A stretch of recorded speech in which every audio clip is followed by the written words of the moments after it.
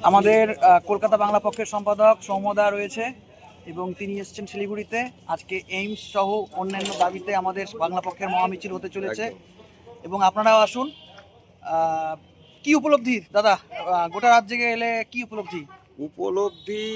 যা উপলব্ধি সেই উপলব্ধি থেকেই আজকে আমরা বাংলা পক্ষ করছি এবং প্রত্যেক দিন বাংলা পক্ষে শয়ে শয়ে বাঙালি যুক্ত হচ্ছে। মূলত আজকে যে মিছিল, আজকে শিলিগুড়ির মাটিতে আমাদের যে মহামিছিল দুপুর 3টে থেকে উত্তরবঙ্গের দপ্তরের সামনে থেকে, বিষয়টা হচ্ছে যে বাংলার উত্তরের জেলাগুলোতে কিছুদিন আগে দেখেছি আমরা ভয়ঙ্কর বন্যায় বানভাসী হয়ে গেছে, তারা বিভৎসভাবে ক্ষতিগ্রস্ত। কেন্দ্রীয় সরকার একটা টাকাও বাংলার জন্য দেয় না, হাজার হাজার লোক, লক্ষ লক্ষ লোক বাংলার ক্ষতিগ্রস্ত হয়, কেন্দ্রীয় সরকার একটা টাকাও দেয় না। সেই টাকা দিতে হবে, এটাই আমাদের দাবি।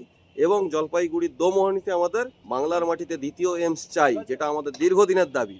আমাদের করের টাকায় পার্শ্ববর্তী রাজ্য, তাদের ওখানে কোথায় দুটো, কোথাও 3টে এইমস হতে পারে, অথচ আমরা যারা তাদের থেকে অনেক বেশি কর দিই, তারা আমাদের করের টাকায় চলে, তাদের সেখানে দুটো 3টে এইমস থাকবে, আমাদের এখানে একটা। এটা হতে পারে না। আমাদের জলপাইগুড়ির দোমোহনীতে আমরা জায়গা পর্যন্ত বহুবার দেখিয়েছি, সেখানে আমাদের দ্বিতীয় এইমস চাই।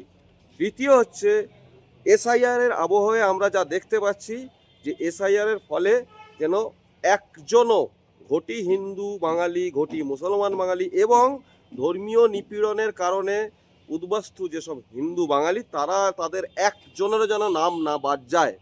চতুর্থ, নেপাল বর্ডার সিল করতে হবে। নেপাল বর্ডার খোলা থাকার জন্য এই ইন্দো নেপাল একটা চুক্তির অপব্যবহার করে দিনের পর দিন এখানে ঢুকে নানা রকম অসামাজিক কাজকর্ম, এখানে এসে ভোটার কার্ড তৈরি করে নেওয়া, এগুলো চলবে না। এগুলো এসআইআরের মাধ্যমে এগুলো বাদ দিতে হবে এবং বাঙালির অধিকার যাতে সুরক্ষিত থাকে সেটা দেখতে হবে।